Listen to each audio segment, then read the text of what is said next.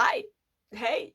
Hi. It's me, your Void, and I did not plan on filming this video today.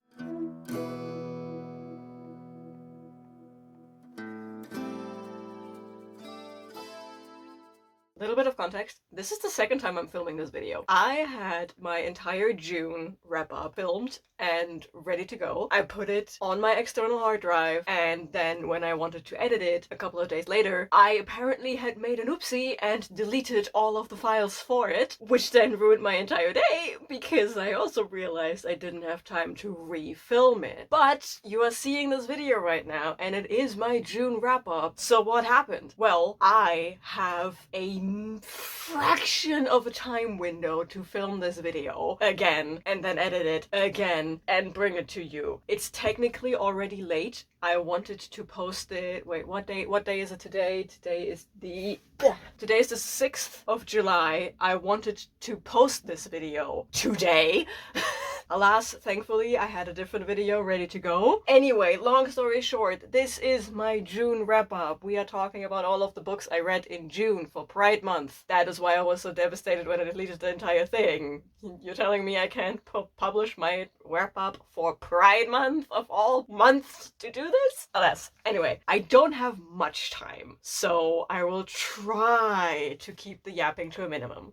Right, so in June, my goal was to read Sapphic romances, predominantly Sapphic romances, because I realized in my statistics that when I pick up a Sapphic book, it is usually on accident, as in I pick up a book because I'm interested in the book, and then the book turns out to have a Sapphic romance in it, and I wanted to change that because the lesbians are amazing. So I picked five? Let me check my notes. 5 books that were all Sapphic, or according to the internet, were Sapphic. More on that in a second. To read as my main TBR, I also had another TBR for my Pride series slasher edition. And then, because that's not enough already, I also decided to participate in the Amazing Readathon. Thankfully, most of my books fit into the prompts of the Amazing Readathon, and I picked Team Spoilers because I watched the announcement video multiple times, I read all the rules, I still had no idea how the readathon worked, so I picked Team Spoilers, and that allowed me to read whatever the fuck I want, whenever the fuck I want. Cool. And all of my reads between the series slasher and the normal TBR I had, everything fit perfectly into the tar prompts. If editing me can remember which prompt I used what book for, I will put it on screen because filming me does not remember. To kick things off, I read The Book Eaters by Sunyi Dean, which is the story of, what's her name? Devon. And Devon is a woman in a book eater society. They live in secret all across the world. Her specific case is England, and women are basically only used as breeding stocks because their numbers are dwindling and women become rarer and rarer, and every woman can only have 2, maybe 3 kids if lucky, and Devon is such a person, and she's married off to random ass families, or like married off. It's more like she's lent out to have a kid, and then she comes back, and then she's lent out again, and her second child turns out to be a mind eater, meaning the little one is not eating books to sustain himself, he has to eat people's minds, and that is frowned upon, and now she is on the run for various reasons, and she needs to find this one family that makes a drug, makes medicine of some kind that helps the mind eaters eat books instead of brains. But because she did some oopsies along the way, she is now being hunted down while she's looking for that family to help her son. I was not too big a fan of the storyline. It is told in 2 different timelines. On the one hand, we get Devon's present, where she is running away with her son to find this mysterious family. And on the other hand, we get her past of how she grew up and what it is like to deal with these families and live in this society as a woman. First and foremost, the past was more interesting than the present, because in the past you get all of the culture, all of the world building, all of the what is a book eater stuff. Which brings me to my next point. I didn't care about the story. I barely cared about the characters. I was more interested in learning about the book eaters and the mind eaters and how they work and what they have built as a culture for themselves. They technically, if you think about it, have an entire as religion for themselves. So I was more interested in the concept than in the actual story. So it was kind of a mid-read. But Devin, along the way, discovers a little romantic inclination with another woman. So it is a Sapphic romance. I gave this overall 3.5 stars. And again, if editing me remembers, I will put down what tar prompt this fulfilled somewhere. Then I read An Education in Malice by Gibson. By Gibson? Gibson? I don't know. I suspected it for my TBR video to be a retelling of Carmilla, and it kind of is. It kind of is. I don't know how I missed this. I think it is because it's not mentioned in the blurb. In the blurb, it only speaks of dark magic. I missed that this is a vampire story. I'm not mad about it. If you know me, you know that I like myself a good vampire story. Vampires! But I was jump scared by the vampire plot in this one. At least it came in early, so I didn't like read 90% of the book and then, ooh, boom, surprise vampires! Like, they happened pretty early on. But, yeah. I like this one. I love the fact that S.T. Gibson writes your typical gothic story, where the story itself, where the characters are gothic, not as in they are goth, but as in they fit the genre staples. Because a lot of the time nowadays, when you pick up something that is described as a gothic read, it's just the atmosphere. It's just a very atmospheric, dark, and moody read, probably even set in Victorian England or something. And it is never the staple of having these dark, grey characters who play jump rope with each other's morals, who are toxic as fuck. That, like, so good to see that in modern literature. And I love this one. This is just, The one thing I have to critique about An Education in Malice is the fact that I was promised an obsessive love story, and for an obsessive love story, there is not enough obsession in here. It is a strange throuple situation between Camilla, Laura, and their professor. Their professor is a vampire. That's not even a spoiler. That's not a major spoiler. It literally happens in chapter 2 or something. And Carmilla is obsessed with the professor, and the professor is obsessed with Carmilla because the professor likes poets who put pain into their words, I guess, and she is feeding off of Carmilla. And Carmilla is obsessed with the professor because apparently she has some parental issues and really wants Senpai to notice her. And the professor feeding off of Carmilla is Senpai noticing Carmilla. And then the new player, the new kid on the block, Laura, comes in, and the professor is giving all of her attention to Laura all of a sudden, which means the girls are now bitching against each other. The love story is supposed to be between Laura and Carmilla, but the obsession between those two doesn't really happen. It is the professor that is obsessed with Carmilla, and Carmilla who is obsessed with the professor. Carmilla flips relatively quickly, and then you have the professor, but the professor also has a different thing going on, which then dampens the amount of obsession for Carmilla we see on the page. So overall, long story short, for an obsessive love story, there is not a lot of obsession, of actual obsession going on. I did, however, like the story so much, and the Easter egg for a dowry of blood? That was surprise vampires. But that Easter egg, when I read that, I was like, wait, what is that? Wait, what is it? Is it? Is it? It's never confirmed that it is. But it is highly unlikely that it isn't. So I decide, I headcanon the fact that what happens in this book, that is an Easter egg to a dowry of blood. And I love that. That was so good. Yes, I did not expect Gibson to build a cinematic universe, but here we are. I can't wait to read Evocation and Ascension, because what if they are connected as well? I am so here for this now. I gave this one overall 4 stars. Then I read Automatic Noodle by Annalee Newitz, I believe is the author's name, and that has to be the worst book I read the entire month because it was so incredibly boring. That was so boring for so many reasons. First, and foremost. That is the thing that annoyed me the most about this entire story. You start the book off with this ginormous info dump that explains the stakes to you. The story is about a bunch of robots who wake up 6 months later. They were working in a restaurant, they were working in a shitty restaurant, and then they were shut down for some reason, and now they wake up after 6 months have passed, and they realize their restaurant has been abandoned. And then you get this entire info dump of why they need to fix this restaurant for themselves and run it to earn money. Because if they don't, they cannot make monthly payments for most of the robots, and they would be sold, which is basically the equivalent of being sold into slavery. Of course, we do not want that. Those are the stakes. Those are not small stakes. And you get this entire info dump. This is a novella, so you get an entire info dump. These are the stakes. They are not small stakes. This should give you a dramatic force to drive whatever these people are doing, and then it never comes up again. It is never an issue. They talk about how they don't have money to fix up the restaurant. Not an issue.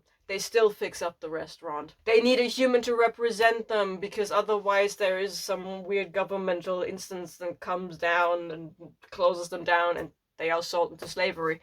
Never an issue. We are introduced to so many major stakes, and none of them are ever an issue. Instead, we focus on a person online, on a troll online, that then review bombs the new restaurant. And even that is a non-issue. They have a little dip in sales, they worry about it, and then they just fix it. There is never a problem that they cannot fix kind of instantly and half of it off page. Okay, cool, so maybe the tension comes from the interactions between the characters. No, it doesn't. All of these characters are incredibly boring. We get a rundown of what they look like, because they are all robots made for different tasks, and then they had to be adapted to a new set of tasks after something happened, and now they all do their own thing. But you get a rundown of what they look like, because one of them is a starfish and the other one is half robot, half human skin suit, stuff like that. And they all have their relationships and their backstories, and you just get info dump after info dump, and it never connects to me as a reader. I was so let down by this. Also, it's not Sapphic. It is queer. Don't get me wrong, it is queer. There are a bunch of queer robots in there, there are a bunch of queer humans in there. One of the robots actively gets top surgery in the middle of the story, but there was no Sapphic romance. The only romantic thing that happened was between the hand robot and the mouth robot, I believe. The one who feels things and the one who can taste things. They are very close. They have worked together before. Now they are working together again. One of them is hit very hard by the negative reviews, goes into a park to sulk, and the other one tracks them down after not hearing from them for an entire day. They meet in the park and they hug, and from what the scene then describes, I think they had robot sex in a public park. I am not quite sure, because of the way it is written and because of the way these robots work. One of them does the touchy thing, the other one does the taste thing. I think they had robot sex in a public park. But it wasn't Sapphic, because one of them uses she, her pronouns, and the other one uses he, him pronouns. And there is no indication of someone being trans, non-binary, or whatever in this specific couple. So where was the Sapphic romance? The internet lied to me. But yeah, I was incredibly bored by that. I barely gave that 2 stars, and I'm glad that it is over. And I fulfilled a prompt for Tar with that, and I got to knock off one of the prompts for my r/fantasy bingo, and that is about the best thing that came off of this book. Even the message about needing community to be strong was just baseball bat meets your head. It was not subtle at all. It was like just bashing the thing into you. Okay, cool. It could have been solved a bit more elegantly. Another major letdown was Death of a Bookseller by Alice Slater. I DNF'd this book. I don't remember where I DNF'd it, I just remember that I DNF'd it. It was just not what I wanted it to be. It is two people, very insufferable, living their lives next to each other, not liking each other, but one of them is obsessed with the other one. For no reason. There's literally no reason. She sees her and she's like, my entire life revolves around impressing you, making you miserable, whatever. Just notice me, senpai. And senpai never notices her. So I DNF'd this. I don't even know where, and I have to be quite honest, because it has been a second since I read this, I forgot almost everything about this other than both of these main characters are insufferable. Roach and Laura. Yes. Roach and Laura, both insufferable. Being in their heads is just not fun at all. They are not good people. And the way they just circle each other is also not that interesting. And yeah, I just, no. I DNF'd this and then went on with my life. And like, this was so not worth it. This was so not worth it. What was worth it though is Bloom by Delilah as Dawson. That book. Wow. Like I read that and I was like, oh yeah, it's just lesbians being cute and creepy, and then things just kept happening. I mean, the red flags were waving in my face from the get-go. Like I knew, okay, this is shady, you are shady, what the fuck is going on? But then shit just kept happening. You know, Hear Me Out cake, where you put down pick after pick after pick of a questionable person that makes you have the hots? This was like a red flag cake. It started with one big red flag in the middle of the cake, and then there was just more red flags being added to the cake. What? And that ending, no joke, I sat down, I was like, I had physical reactions to this, and I was like, this is good shit. It is good shit. And I immediately sat down and texted Kirsty from K-Beth Bookish that I want her to read this book. I think she wants to make it fit for Adventure Readathon, and if not, she will put it into a horror taste test vlog of hers. But I told her I need her to read this book, and I need her to film her reactions to the last 50 to 100 page. I need that reaction. I need to see her specific reaction to everything that's going on. I loved this so much. And I think, like, looking back on it, I logged it as a 4.5, but I think I want to go back. and retroactively make this a 5-star, because now that I have to talk about it again, it's just so good. It is so... I'm making this a 5-star. I'm retroactively declaring Bloom by Delilah as Dawson a 5-star. That was so good. What is it about? So sorry. Well, Bloom is about a teacher. She's a professor, and she goes to the farmer's market, and she notices a stall with this cute lady in it, and she's selling cupcakes and self-made soap, and she's like this entire homestead organic stuff, and she works for the farmer's market. She's not doing anything else, and they flirt while selling soap, and then the professor is kind of infatuated with her, so she's like, okay, next week I'm gonna go to the farmer's market and buy another cupcake, and blah. To the point where she's thinking about, okay, what outfit am I going to wear for the farmer's market as if it were a date. And then the farmer's market lady invites her as a date and gives her a plan, and they are both flirting, and it is so cute. And then they fall in love. They just start dating, and you see this blossoming romance between them. But there is something very off about both of these people. And that is all I'm gonna say about it. It's so good. It's so good.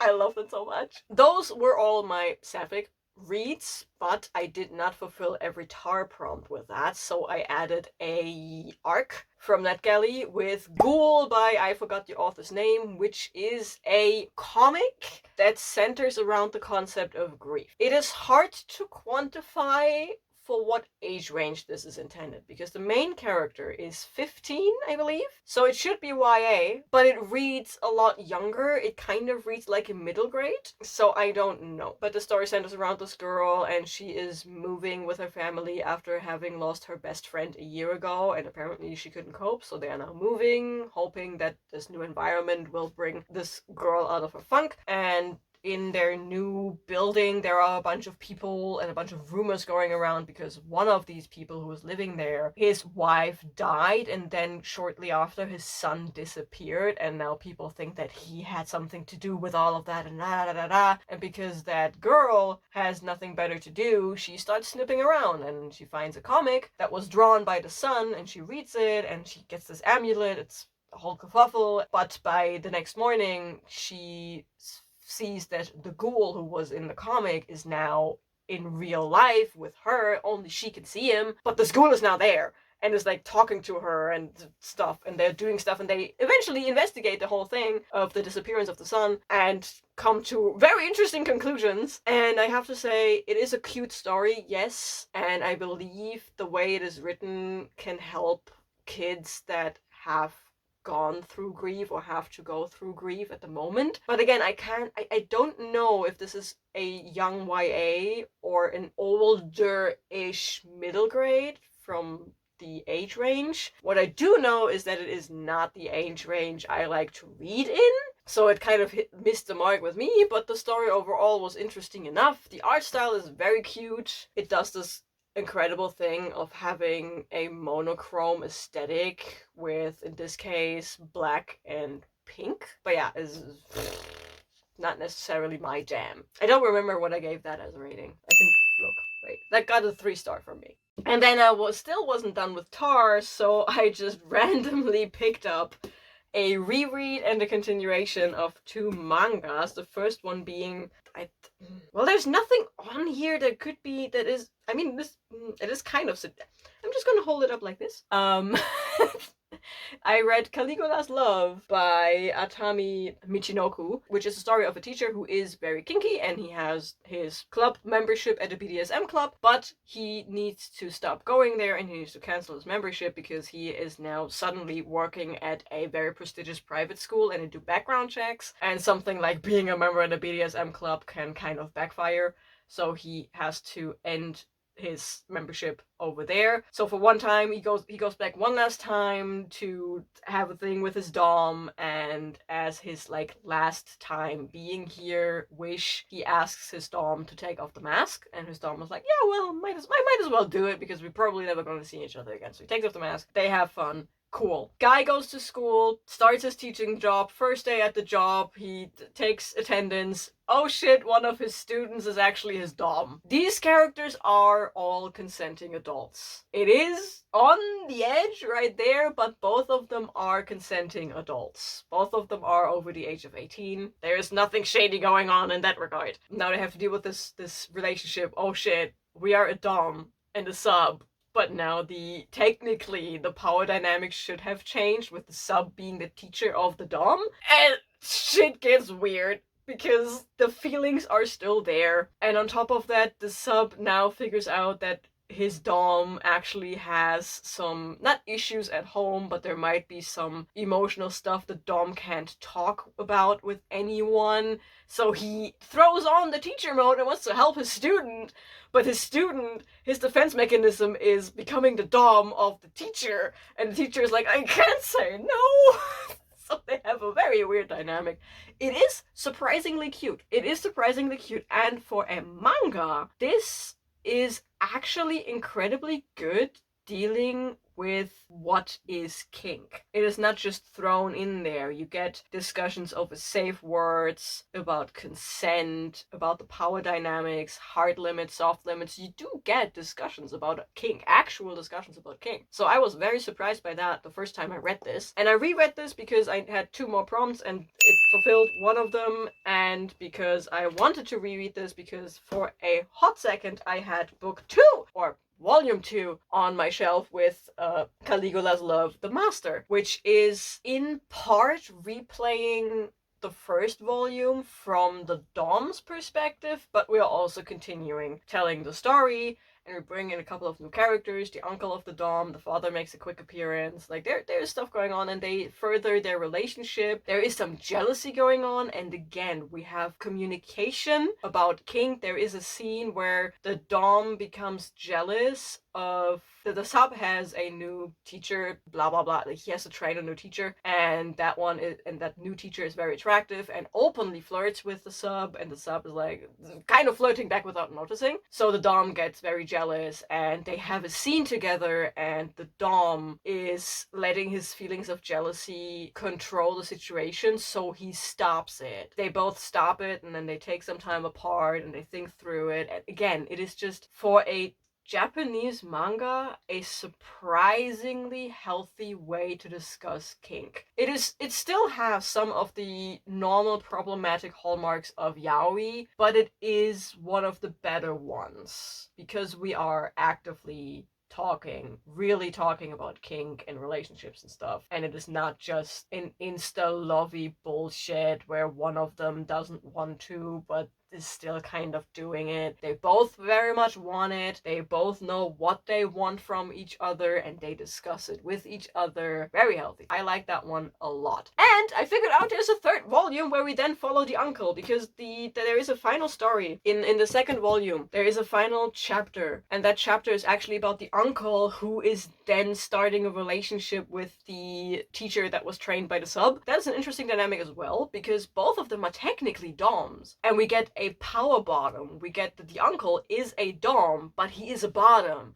And you very rarely see that in gay kink stories, that the dom is actually a bottom. And their dynamic is very interesting because both of them are a dom, so the way they dish it out in the bedroom is very interesting, but also outside of the bedroom. Their dynamic is just very interesting. And there is a third volume of Caligula's Love now that focuses on those two.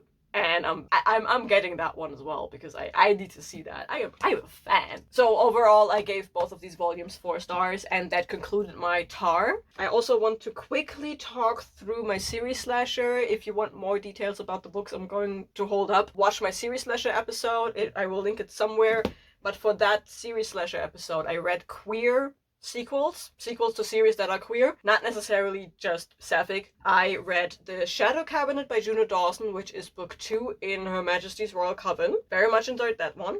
I read Into the Riverlands by Niveau, which is the 3rd book in the Singing Hill cycle. Didn't like that one. If I had to rank them, it is the 1st book, then the 2nd book, then the 3rd book so far, and I really hope the series gets better again, because if not, then the steady decline will at some point lead to me not liking the series anymore. Then I read Mastery by Alethea Faust, and wow, I'm not into women, but Bridget can step on me and I would thank her. And Arlon? If you want to know what specifically is my type, it's Arlon. If you are like Arlon, also, I need to see Bridget turn Arlon into a slobbering mess, because I have need.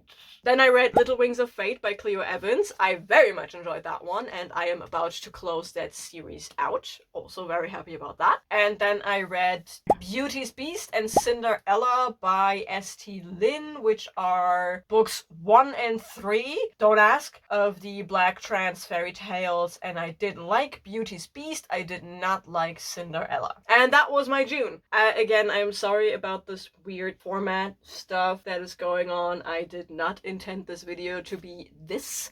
I did not intend to film this specific video. I intended to give you a different version of this video. But alas, here we are. At least you're still getting it. But yeah, let me know what you read for June. What was your favorite read in June? Did you read any of the books that I talked about? Did you participate in the Amazing Readathon? If so, let me know what team you were in. I believe Team Allons-y is the one that won? I don't know. If you don't want to talk to me at all, leave a rainbow emoji down in the comments below. And yeah, I guess I will see you in the next video.